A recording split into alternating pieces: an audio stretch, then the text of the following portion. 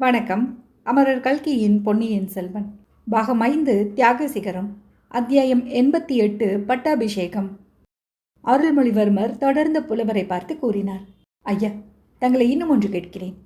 CP சக்கரவர்த்தி முதல் சிவஞான கண்டராதித்தர் வரையில் எங்கள் சோழகுலத்து மன்னர்களின் புகழை தாங்கள் விரித்துரைத்தீர்கள். அவையெல்லாம் இந்த புராதன குலத்தில் பிறக்கும் பாக்கியம் பெற்ற எனக்கு எவ்வளவு பொருத்தமோ அவ்வளவு என் சிறிய தந்தையும் மகான் கண்டராதித்த சோழரின் உத்தம திருப்புதல்வருமான மதுராந்தகத்தேவருக்கும் பொருத்தமாகும் அல்லவா? புலவர் ஆம் என்பதற்கு அறிகுறியாக தலையை அசைத்தார். சபையில் இருந்தவர்கள் அத்தனை பேரின் கண்களும் சுந்தர சோழரின் மறுபக்கத்தில் அடக்க ஒடுக்கத்துடன் அமர்ந்திருந்த மதுராந்தகத்தேவரின் மீது திரும்பின. இப்போதுதான் புதிதாக பார்ப்பது போல் மதுராந்தகரை கூர்ந்து கவனிக்க தொடங்கினார்கள். முன்னமே மிக்க கூச்சத்துடன் அமர்ந்திருந்த மதுராந்தகர் இப்போது மேலும் சங்கோஜமடைந்தவராகி பூமாதேவியை கண்கொட்டாமல் பார்த்து கொண்டு குனிந்த தலை நிமிராமல் இருந்தார். இதற்கிடையில் மாறுவேடம் பூண்டிருந்த ஆழ்வார்க்கடியான் மண்டபத்தின் ஒரு மூலைக்கு அவனை அழைத்து சென்ற சின்ன பழுவாட்டரையரிடம் கவலை தரும் ஒரு செய்தியை கூறினான். பாண்டிய நாட்டு ஆபத்துதவிகளை சேர்ந்தவளும் படகோட்டி முருகையனின் மனைவியுமான ராக்கம்மாள் என்பவளை மகுடாபிஷேக வைபவத்துக்காக வந்து கூடியிருந்த ஜனத்திரளிடையே அவன் கண்டான். எதற்காக இங்கே அவள் வந்திருக்கிறாள் என்பதை அறியும் பொருட்டு அவளை பின்தொடர்ந்து சென்றான். சின்ன பழுவாட்டரையரின் அரண்மனைக்கு அருகில் ஜனக்கூட்டத்தில் அவள் மறைந்து விட்டாள். ஆழ்வார்க்கடியான் அங்கேயே நின்று அங்குமிங்கும் பார்த்து கொண்டிருந்த போது அவள் மறுபடியும் காணப்பட்டாள். அவளுடன் இன்னொரு பெண் இடுப்பில் ஒரு குழந்தையுடன் சென்றாள். அந்த இன்னொரு பெண் சின்ன பழுவாட்டரையரின் மகளைப் போல் தோன்றவே ஆழ்வார்க்கடியான் இன்னது செய்வதென்று தெரியாமல் சிறிது நேரம் திகைத்து நின்றான். சின்ன பழுவாட்டரையரின் மகள்தான் என்று நிச்சயமாக சொல்லவும் முடியவில்லை. கொஞ்ச தூரம் அவர்களுடன் போய் உறுதி செய்து கொள்ளலாம் என்று போனான். கூட்டத்தில் அவர்களை பின்தொடர்ந்து போவது எளிய காரியமாக இல்லை. அவன் பின்தொடர்ந்து வருகிறான் என்பதை ராக்கம்மாளும் கவனித்திருக்க வேண்டும். அவள் திடீரென்று கூட்டத்துக்கு மத்தியில், ஐயோ, இந்த ஆள் எங்களை தொந்தரவு செய்கிறான், பெண்களை தொடர்ந்து வந்து தொல்லை கொடுக்கிறான் என்று கூச்சலிட்டாள். உடனே அங்கு நின்ற ஜனங்களில் பலர் ஆழ்வார்க்கடியானை சூழ்ந்து கொண்டு அவனை கண்டிக்க தலைப்பட்டார்கள்.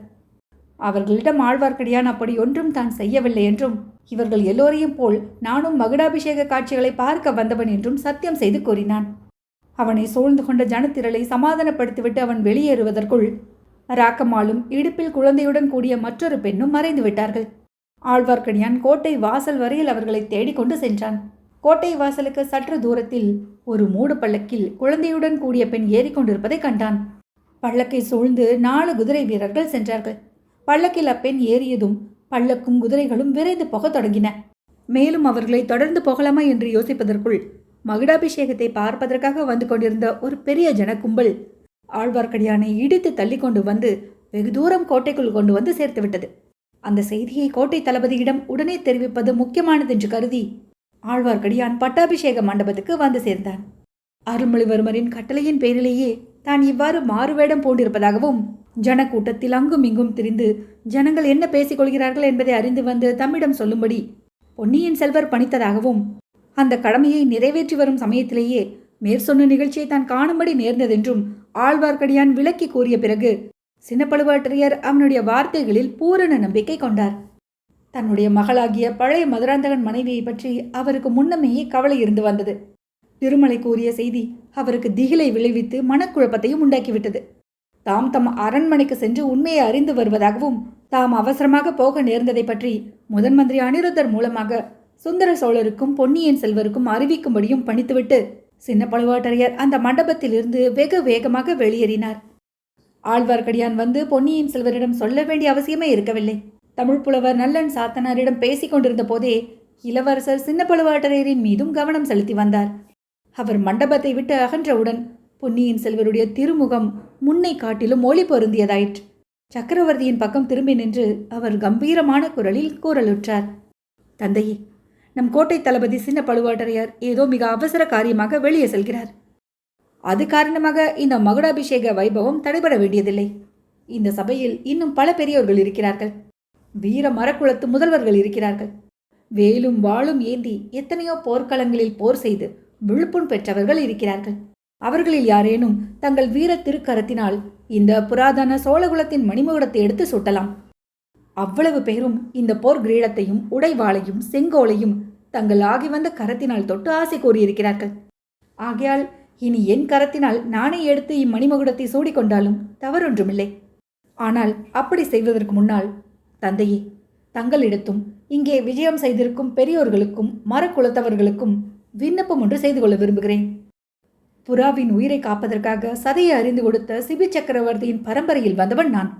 அதனால் நம் குலத்தவர் அனைவரையும் போல செம்பியன் என்ற குலப்பெயரும் பெற்றிருக்கிறேன். கன்றுக்குட்டியை இழந்த பசுவுக்கு நீதி வழங்கும் பொருட்டு மகனுக்கு மரண தண்டனை விதித்த மனுநீதி சோழரின் வம்சத்தில் வந்தவன் நான். நம் குலத்து முன்னோர்கள் அனைவரும் போர்க்களத்தில் புறமுதுகிடாத வீரர்கள் என்று புகழ் பெற்றது போலவே நீதி நெறியிலிருந்து அணுவளவும் தவறாதவர்கள் என்ற புகழையும் அடைந்து வந்திருக்கிறார்கள். அவர்களுடைய வழியில் வந்தவனாகிய நான் நீதி நெறிக்கு மாறாக நடக்கலாகுமா? இன்னொருவருக்கு நியாயமாக உரிய பொருளையோ பதவியையோ அபகரிக்கலாமா? நம் ஆஸ்தான புலவர் நம் குல முன்னோர்களை பற்றி அழகான சந்தக்கவியில் பாடி வந்தபோது அவர்கள் அனைவரும் என் மனக்கண் முன்னால் வந்து தரிசனம் அளித்தார்கள். ராஜகேசரிகளும் பரகேசரிகளும் வரிசை வரிசையாக நின்று காட்சி தந்தார்கள். நலங்கிள்ளியும் நெடுங்கிள்ளியும் பெருங்கிள்ளியும் கோச்செங்கனாரும் என்னை கருணை ததும்பும் கண்களினால் நோக்கி, எங்கள் குலத்தில் உதித்த மகனே, இந்த சிங்காதனம் உனக்கு உரியதா என்று சிந்தித்துப்பார் என்றார்கள். விஜயாலயரும் ஆதித்தரும் பராந்தகரும் ராஜாதித்தரும் என்னை வீர திருவெளிகளால் பார்த்து, குமாரா, நீ இந்த சிங்காதனத்தில் ஏறுவதற்கு உரியவனாக என்ன வீர செயல் புரிந்தாய்? சொல் என்று கேட்டார்கள். நான் அவர்களுக்கு மறுமொழி சொல்ல தயங்கினேன். பின்னர் மனதை திடப்படுத்தி கொண்டு அவர்களை கைகூப்பி வணங்கி விண்ணப்பித்துக் கொண்டேன். சோழகுலத்து முதல்வர்களே, நீங்கள் செய்த அரும் பெரும் செயல்களில் 1000ல் 1 கூட நான் செய்யவில்லை. ஆனால் உங்கள் ஆசையுடன் இனிமேல்தான் அத்தகைய காரியங்களை செய்யப் போகிறேன். நீங்கள் நிலைநாட்டிய சோழகுலத்து புகழ் மேலும் வளர்ந்தோங்கி நீடோழி நிலைத்திருக்கும்படியான காரியங்களை செய்யப் போகிறேன். செயற்கரிய செயல்களை செய்யப் போகிறேன். உலகம் வியக்கும் செயல்களை புரியப் போகிறேன். வீராதி வீரர்களாகிய நீங்களே பார்த்து மெச்சும்படியான தீர செயல்களை புரிந்து உங்கள் எல்லோருடைய வாழ்த்துகளையும் பெறப்போகிறேன் என்று இவ்விதம் நான் என் குலத்து முன்னோர்களிடம் தெரிவித்தேன். அவர்களும் முகம் மலர்ந்து எனக்கு அன்புடன் ஆசை கூறினார்கள். ஆவேச உணர்ச்சி ததும்புமாறு பொன்னியின் செல்வர் கூறி வந்த சொற்களை கேட்டுக்கொண்டிருந்த அச்சபையில் உள்ளோர் எல்லோரும் ரோமாஞ்சனம் அடைந்தார்கள். அவர்களில் ஒருவர், வீரவேல், வெற்றிவேல் என்று முழங்கிய ஒளி பட்டாபிஷேக மண்டபத்துக்கு வெளியிலும் கேட்டது. அங்கே கூடியிருந்த மக்களிடையே பெரும் கிளர்ச்சியை உண்டாக்கியது. பொன்னியின் செல்வர் எல்லோருடன் சேர்ந்து தாமும் வெற்றிவேல், வீரவேல் என்று முழங்கினார். முழக்கம் அடங்கியதும் கூறினார், தந்தையே, சோழ நாட்டு வீரர்களுக்குரிய இந்த முழக்கம் ஒரு சமயம் தங்கள் பாட்டனார் பராந்தக சக்கரவர்த்தியின் காலத்தில் வடபெண்ணை கப்பால் துங்கபத்திரை கிருஷ்ணா நதி வரைக்கும் கேட்டது. அந்த நதிகளுக்கு அப்பாலுள்ள வேங்கி நாட்டாரும் கலிங்க நாட்டாரும் கல்யாணபுரத்தாரும் மானிய கேடத்தாரும் அந்த முழக்கத்தை கேட்டு நடுநடுங்கினார்கள். இன்னும் மேற்கு திசைகளிலும் தெற்கு திசைகளிலும் கிழக்கு திசைகளிலும் 100 மரக்கலங்களில் 1000-10,000 சோழ நாட்டு வீரர்கள் சென்று இந்த நாட்டு வர்த்தகத்தை காப்பாற்றி வந்தார்கள். தந்தையே, தாங்கள் நோய்வாய்ப்பட்டு படுத்த நாளிலிருந்து சோழ நாட்டு வீர முழக்கத்தின் தொனி சற்று குறைந்திருக்கிறது. நாலாபுரமும் பகைவர்கள் தலையெடுத்து வருகிறார்கள். வேங்கியும் கலிங்கமும் கல்யாணபுரமும் மானிய கேடமும் நம்மை வலுச்சண்டை கலைக்கின்றன. வடக்கே இமயமலைக்கு அப்பாலிருந்து இந்த பழம்பெரும் தேசத்துக்கு வந்து கொண்டிருக்கும் பகைவர்களின் பேராபத்தை பற்றி அவர்கள் சிந்திக்கவில்லை. சோழ நாட்டின் வளத்தை பார்த்து பொறாமைப்பட்டு புழுங்கிக் கொண்டிருக்கிறார்கள். இலங்கையில் மகிந்தன் இன்னமும் படை திரட்டி சேர்த்து கொண்டிருக்கிறான். வீரபாண்டியன் இறந்துவிட்டாலும் அவனுடைய குலத்தை சேர்ந்தவன் என்று யார் தலையிலாவது பாண்டிய நாட்டு மணிமகுடத்தை சூட்டி கலகம் உண்டாக்க முயன்று வருகிறார்கள். மகிந்தனும் பாண்டிய நாட்டு ஆபத்துதவிகளும் சேர்ந்து சதி செய்து வீரத்திலே அபிமன்யுவையும் அரவானையும் நிகர்த்த என் அருமை தமையனார் ஆதித்த கரிகாலரின் உயிருக்கு இறுதி தேடிவிட்டார்கள். மேற்கே சேர மன்னன் பெரியதோர் யானை படையையும் மரக்கல படையையும் சேகரித்துக் கொண்டிருக்கிறான். சேரனுக்கு மரக்கல படையை தயாரித்துக் கொடுப்பதில் மேற்கு திசையிலிருந்து புதிதாக கிளம்பியிருக்கும் ஒரு முரட்டு கூட்டத்தார் உதவி செய்கிறார்கள். சோழ நாட்டை சூழ்ந்திருக்கும் புதிய பேரபாயம் இது தந்தையே. நெடுங்காலமாக அரபு நாட்டை சேர்ந்தவர்கள் கப்பல் தொழிலில் சிறந்து விளங்குகிறார்கள். சீன தேசம் வரையில் சென்று வர்த்தகம் நடத்தி வருகிறார்கள். நமது நாட்டு துறைமுகங்களுக்கும் அவர்கள் அடிக்கடி வந்து செல்வதுண்டு. நாகரிகத்தில் சிறந்த அந்த பழைய அராபியர்களை அடக்கி ஒடுக்கிவிட்டு புதிய அராபிய கூட்டம் ஒன்று இப்போது கிளம்பி இருக்கிறது. அவர்கள் அராபியர்கள் தானா அல்லது அக்கம்பக்கத்து நாட்டார்களோ நாம் அறியோம். ஆனால் மூர்க்கதனத்தில் அவர்களை மிஞ்சியவர்களை எங்கும் காண முடியாது. நானே அவர்களுடைய செயல்களை நேரில் பார்க்கும்படி நேரிட்டது. என்னை சிறைப்படுத்தி அழைத்து கொண்டு வருவதற்காக தங்கள் கட்டளையின் பேரில் நம் கோட்டை தலைவர் சின்ன பழுவாட்டரையர் 2 கப்பல்களில் வீரர்களை அனுப்பி வைத்திருந்தார். சுந்தர சோழர் இந்த சமயம் குறுக்கிட்டு தழுதழுத்த குரலில், மகனே, நான் அப்படி அனுப்பிய காரணத்தை நீ அறியாயா என்று கேட்டார். தந்தையே, அதை நான் நன்கு அறிந்துள்ளேன். இங்கே அரசியல் உரிமை பற்றி குழப்பம் நேர்ந்திருந்தது. பாண்டிய நாட்டு ஆபத்துதவிகளை பற்றியும் கேள்விப்பட்டிருந்தீர்கள். ஆகையால் என்னை பத்திரமாக தங்களிடம் கொண்டு சேர்ப்பதற்காகவே சிறைப்படுத்தி கொண்டு வர சொன்னீர்கள். என் மீது தங்களுடைய அளவில்லாத அன்பும் பரிவும்தான் அத்தகைய கட்டளையிடும்படி செய்தது. எல்லோருக்கும் அது நன்கு தெரியட்டும் என்றுதான் இப்போது இங்கே அதை சொல்கிறேன். அப்படி என்னை சிறைப்படுத்த வந்த நம் வீரர்கள் 100 கணக்கானவர்கள். ஈழ நாட்டு கடற்கரையில் உடைந்த கப்பலிலிருந்து வந்து ஒதுங்கியிருந்த அராபியர்களோ 10 பேருக்கு மேல் இருக்க மாட்டார்கள். நம் வீரர்களில் எத்தனை பேரை அவர்கள் திடீரென்று தாக்கி கொன்று விட்டார்கள் என்பதை பார்த்து நான் அடைந்த வேதனை இன்னமும் என் மனதை விட்டகலவில்லை. அந்த புதிய அராபிய ஜாதியார் சேர மன்னனுக்கு கப்பல் கட்டுவதில் உதவி செய்கிறார்கள். அது மட்டுமல்ல, கலிங்க நாட்டாருடனும் தொடர்பு கொண்டிருக்கிறார்கள். 3 நாட்டாரும் சேர்ந்து சோழ நாட்டு கடல் வாணிபத்தை அடியோடு அழித்துவிட தீர்மானித்திருக்கிறார்கள். கடல் கொள்ளைக்காரர்களில் அரபு நாட்டாராய் இருந்தால் என்ன, அல்லது நம்முடன் எத்தனையோ விதத்தில் தொடர்பு கொண்ட சேர தேசத்தாராய் இருந்தால் என்ன, நம் கடல் வாணிகத்தை காப்பாற்றிக் கொள்ள வேண்டுமானால் நமது கடற்படையை பெருக்கிக் கொள்ள வேண்டும். 1000 புதிய மரக்கலங்களை கட்ட வேண்டும். புதிய புதிய மாலுமிகளை பழக்க வேண்டும். கப்பலில் இருந்து கொள்ளைக்காரர்களுடன் போரிடக்கூடிய வீரர்களை சேர்க்க வேண்டும். கீழே கடலில் உள்ள தீவுகளில் எல்லாம் புலிக்கொடியை நாட்டி ஆங்காங்கே நம் வீரர்களை நிறுத்தி வைக்க வேண்டும். தந்தையே, இந்த காரியங்களை எல்லாம் செய்வதாக நம் குலத்து முன்னோர்களுக்கு நான் வாக்குறுதி அளித்திருக்கிறேன். அதை நிறைவேற்றுவதற்கு தங்களுடைய அனுமதி வேண்டும். இந்த சபையிலுள்ள பெரியோர்களின் சம்மதமும் வேண்டும். இவ்வாறு பொன்னியின் செல்வர் கூறி நிறுத்தியவுடன் சுந்தர சோழர், மகனே, சோழகுலத்து வீரப்புகழை நீ வளர்ப்பதற்கு நான் தடை செய்வேனா? சோழ நாட்டு கடல் வாணிபத்தை பாதுகாப்பதற்கு இந்த மகா சபையிலுள்ள பெரியவர்கள்தான் தடை சொல்லப் போகிறார்களா என்றதும் மீண்டும் அச்சபையில் வீரவேல் வெற்றிவேல் என்ற முழக்கம் எழுந்தது. தந்தையே, தாங்களும் இச்சபையோரும் தடை சொல்ல மாட்டீர்கள். நான் ஏற்கும் காரியங்களில் வெற்றியடைய வேண்டும் என்று ஆசி கூறியும் அனுப்புவீர்கள். தங்கள் ஆசை நிறைவேறி நான் எடுத்த காரியங்களில் வெற்றி கிடைக்க வேண்டுமென்றால் முதலில் என் உள்ளத்தில் நிம்மதி ஏற்பட வேண்டும். நேர்மையற்ற காரியம் எதையும் நான் செய்யவில்லை. என் குலத்து முன்னோர்கள் அங்கீகரிக்க முடியாத செயல் எதுவும் நான் புரியவில்லை. பிறர்க்குரியதை நான் ஆசையினால் அபகரித்து கொண்டு விடவில்லை என்ற உறுதியை நான் அடைய வேண்டும். குல தர்மத்துக்கு ஒவ்வாத காரியத்தை இங்கே நான் செய்துவிட்டு புறப்பட்டேனானால் என் உள்ளம் என்னை வருத்தி கொண்டே இருக்கும். பகைவர்களிடம் போரிட்டு எப்படி வெற்றி கொள்வேன்? தர்மத்தை நிலைநாட்டப் போகிறோம் என்ற நம்பிக்கை என் மனதில் எப்படி ஏற்படும்? 300 தடவை இலங்கை சிங்காதனத்தை நான் கவர்ந்து கொள்ள ஆசைப்பட்டதாக ஒரு பெரும் வதந்தி ஏற்பட்டது. குழந்தாய், அதை யாருமே நம்பவில்லையே. நீ அத்தகைய குற்றத்தை செய்யக்கூடியவன் என்று எவருமே எண்ணவில்லையே என்றார் சக்கரவர்த்தி. தாங்கள் நம்பியிருக்க மாட்டீர்கள் தந்தையே. ஆனால் அத்தகைய பேச்சு என் காதில் விழுந்ததும் என் மனம் எவ்வளவோ வேதனைப்பட்டது. ஈழ நாட்டு பிஷுக்கள் எனக்கு அளித்த மணிமகுடத்தை நான் வேண்டாம் என்று மறுதளித்ததை என் நண்பர்கள் 2 அறிவார்கள். அவர்கள் அப்போது என் அருகிலேயே இருந்தார்கள். சபையில் இருந்த புத்த பிஷுக்களின் தலைவர், ஆம் ஆம், நாங்களும் அதை அறிவோம் என்று சொன்னார். ஒரு பொய்யான அவதூறு என் உள்ளத்தில் அவ்வளவு வேதனையை உண்டாக்கியது. அதை தாங்கள் நம்பவில்லை என்றால் நம்பியவர்கள் சிலரும் இருந்தார்கள் தானே? உண்மையாகவே நான் இப்போது இன்னொருவருக்கு உரிமையாக வேண்டிய சிங்காதனத்தை அபகரித்துக் கொண்டேன் என்றால் அதனால் இந்த சோழ குலத்துக்கு எத்தனை அபகீர்த்தி உண்டாக்கும். என் வாழ்நாள் எல்லாம் அதை பற்றி வேதனைப்பட்டு கொண்டிருப்பேன். வேறு எந்த பெரிய காரியத்திலும் மனதை செலுத்த முடியாது. உற்சாகமாக செயல்படவும் முடியாது. வெகுநேரம் குனிந்த தலை நிமிராமல் இருந்த மதுராந்தகத்தேவர் இப்போது பொன்னியின் செல்வரை அண்ணாந்து பார்த்து ஏதோ சொல்வதற்கு பிரயத்தனப்பட்டார். பொன்னியின் செல்வர் வந்தியத்தேவனை பார்த்து சமிஞ்ஞை செய்யவே அவ்வீரன் மதுராந்தகத்தேவரின் பக்கத்தில் போய் நின்று கொண்டான். அவர் காதில் மட்டும் கேட்கும்படியான மெல்லிய குரலில், நண்பா, சுந்தரமூர்த்தி நாயனார் பாடிய முதல் தேவாரத்தின் முதல் அடி என்ன என்று கேட்டான். இந்த சமயத்தில் இதென்ன கேள்வி என்ற வியப்புடன் மதுராந்தகர், பித்தா பிறை சூடி என்றார். வந்தியத்தேவன் கள்ள கோபத்துடன், என்னையா, என்னை பித்தன் என்கிறேன்? நீர் அல்லவோ பெண் பித்து பிடித்து அழைகிறீர். அதோ பாரும், உமது தர்ம பத்தினி பூங்குழலி உம்மை பார்த்து சிரிப்பதே என்றான். இதென்ன, இந்த நல்ல சிநேகிதன் இப்படி திடீரென்று வலுச்சண்டைக்கு வருகிறானே என்ற எண்ணத்துடன் மதுராந்தகர் பெண்மணிகள் வீற்றிருந்த இடத்தை நோக்கினார். உண்மையில் அப்போது பூங்குழலி இவர் பக்கம் பார்க்கவே இல்லை. பூங்குழலி, குந்தவை, வானதி, செம்பியன் மாதேவி, வானமாதேவி ஆகிய அரண்மனை பெண்மணிகள் யாவரும் அளவில்லாத ஆர்வம் கண்களில் ததும்ப பொன்னியின் செல்வரையே பார்த்து கொண்டிருந்தார்கள். மறுபடி மதுராந்தகர் பொன்னியின் செல்வரை பார்த்தபோது அவர் சோழகுலத்தின் புராதன மணிமகுடத்தை தமது கரங்களில் தாங்கிக் கொண்டிருப்பதை கண்டார். தளபதி சின்ன பழுவேட்டரையர் இன்னும் திரும்பி வரவில்லை.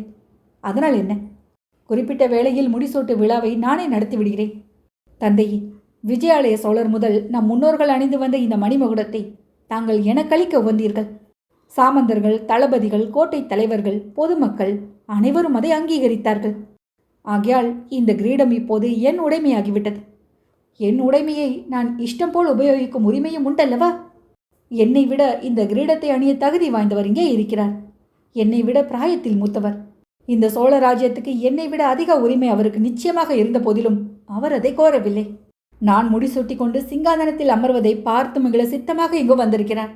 அவர் என் உயிரை ஒரு தடவை காப்பாற்றினார். இந்த சோழ குலத்துக்கு நேர்வதற்கு இருந்த பெரும் விபத்து நேரிடாமல் தடுத்தார். இப்படிப்பட்ட சிறப்பான காரியம் எதுவும் நான் இதுவரையில் இந்நாட்டுக்கு செய்தேன் இல்லை. ஆகையால் இந்த மணிமகுடத்தை மகான் கண்டராதித்தரின் குமாரரும் என் சிறிய தந்தையுமான மதுராந்தகத்தேவரின் தலையில் சூட்டுகிறேன். இவ்விதம் பொன்னியின் செல்வர் சொல்லிக்கொண்டே சக்கரவர்த்தியின் மறுபக்கத்தில் வீற்றிருந்த மதுராந்தகரின் அருகில் சென்று அவர் சிரசில் கிரீடத்தை வைத்தார். மகுடத்தை வைக்குங்கால் மதுராந்தகர் அதை தடுக்காமல் இருக்கும் பொருட்டு வந்தியத்தேவன் முன் ஜாக்கிரதையாக அவர் பின்னால் நின்று அவருடைய தோள்கள் இரண்டையும் நட்புரிமையுடன் இறுக பிடித்து கொண்டிருந்தான். ஆனால் மதுராந்தகரோ அப்படி ஒன்றும் செய்ய முயலவில்லை. அவர் மெய் மறந்து தன் வசம் இழந்து உண்மையிலேயே பித்து பிடித்தவர் போல் நாலு புறமும் வெறிக்க பார்த்து கொண்டிருந்தார். மணிமகுடத்தை சூட்டியதும் பொன்னியின் செல்வர் கோப்பரகேசரி மதுராந்தக உத்தம சோழத்தேவர் வாழ்க என்று முழங்கினார். சோழ சாம்ராஜ்ய சக்கரவர்த்தி உத்தம சோழர் வாழ்க என்று வந்தியத்தேவன் பெருங்குரலில் கூவினான். இத்தனை நேரமும் பிரமித்து போய் நின்ற முதன் மந்திரி அனிருத்தர் முதலியவர்கள் இப்போது கோப்பரகேசரி மதுராந்தக சோழர் வாழ்க என்று முழங்கினார்கள். சுந்தர சோழ சக்கரவர்த்தி உணர்ச்சி மிகுதியினால் பேசும் சக்தியை அடியோடு இழந்திருந்தபடியால் தம் கையில் இருந்த பல நிற மலர்களை மதுராந்தக உத்தம சோழர் மீது தூவினார். அரண்மனை பெண்மணிகளும் சக்கரவர்த்தியை பின்பற்றி மதுராந்தகர் மீது மலர் மாறி பொழிந்தார்கள். மதுராந்தகர் சிறிது திகைப்பு நீங்கியதும் எழுந்து நேரே செம்பியன் மாதேவியிடம் சென்று கும்பிட்டு நின்றார். அந்த மூதாட்டியின் கண்களில் இருந்து கண்ணீர் அருவி போல பொங்கி பொழிந்து கொண்டிருந்தது. மகனே, இறைவனுடைய திருவுள்ளம் இவ்வாறு இருக்கிறது. நீயும் நானும் அதற்கு எதிராக நடப்பது எப்படி சாத்தியம் என்றார். பொன்னியின் செல்வர் சபையில் கூடியிருந்த மற்ற புலவர் பெருமக்கள், பட்டர்கள், பிஷுக்கள் ஆகியவர்களை பார்த்து, நீங்கள் இனி உங்கள் வாழ்த்து கவிதைகளை ஒசிதப்படி மாற்றிக்கொண்டு சொல்லுங்கள் என்றார். அவர்களும் அவசர அவசரமாக வாழ்த்து கவிதைகளை மாற்றி அமைத்துக் கொண்டு பாடத் தொடங்கினார்கள். மதுராந்தக உத்தம சோழருக்கு மணிமகுடம் சூட்டப்பட்ட சிறிது நேரத்திற்குள்ளே அந்த செய்தி தஞ்சை வீதிகளில் கூடியிருந்த மக்களிடையில் பரவிவிட்டது. அது விரைவாக பரவுவதற்கு வந்தியத்தேவனும் ஆழ்வார்க்கடியானும் பெரிதும் காரணமாக இருந்தார்கள். பொன்னியின் செல்வர் கட்டளைப்படி அவர்கள் வீதிகளில் ஆங்காங்கே ஆட்களை நிறுத்தியிருந்தார்கள். அவர்களிடமெல்லாம் அவசரமாக சென்று சொல்லி கோப்பரகேசரி உத்தம சோழத்தேவர் வாழ்க என்று முழங்கச் செய்தார்கள். இளவரசர் அருள்மொழிவர்மர் தமக்கு அளிக்கப்பட்ட ராஜ்யத்தை தம் சிறிய தந்தை மதுராந்தகருக்கு அளித்து விட்டார் என்றும், கடற்கொள்ளைக்காரர்களை அடக்குவதற்காக பெரிய கப்பல் படை சேர்த்து கொண்டு சீக்கிரம் புறப்படப் போகிறார் என்றும் வாய்மொழியான செய்தி மக்களிடையே விரைவாக பரவி கொண்டிருந்தது. சிலர் இதை உடனே நம்பினார்கள். பொன்னியின் செல்வரின் பெருங்குணத்துக்கு இது உகந்ததே என்று அவர்கள் கருதினார்கள்.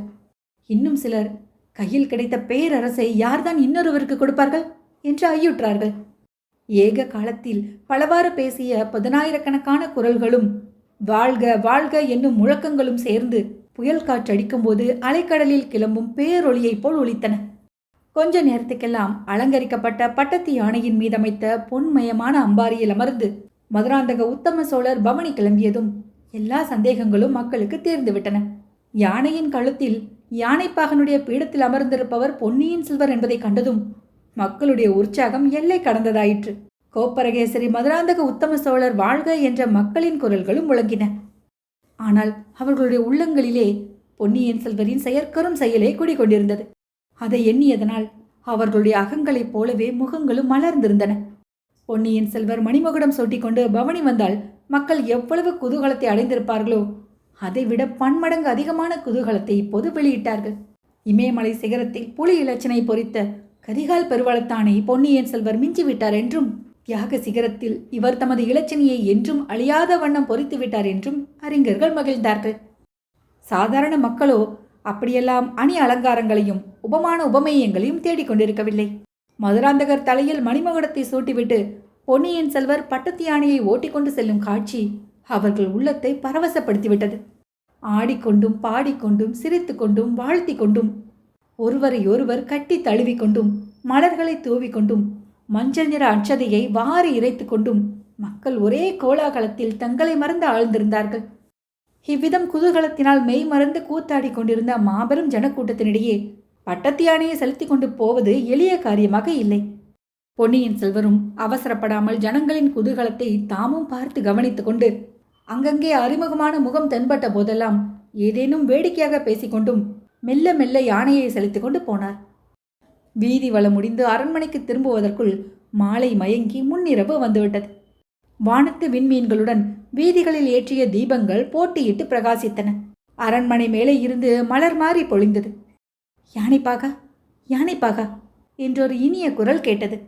பொன்னியின் செல்வர் அண்ணாந்து பார்த்தபோது வானதியின் புன்னகை மலர்ந்த முகம் அங்கே தோன்றியது. பெண்ணே, அஞ்ச வேண்டாம். மதுராந்தக உத்தம சோழரின் தர்ம ராஜ்யத்தில் யானையும் புலியும் கலந்து உறவாடும், பூனையும் கிளியும் கொஞ்சி குலாவி கூடி விளையாடும் என்றார் பொன்னியின் செல்வர்.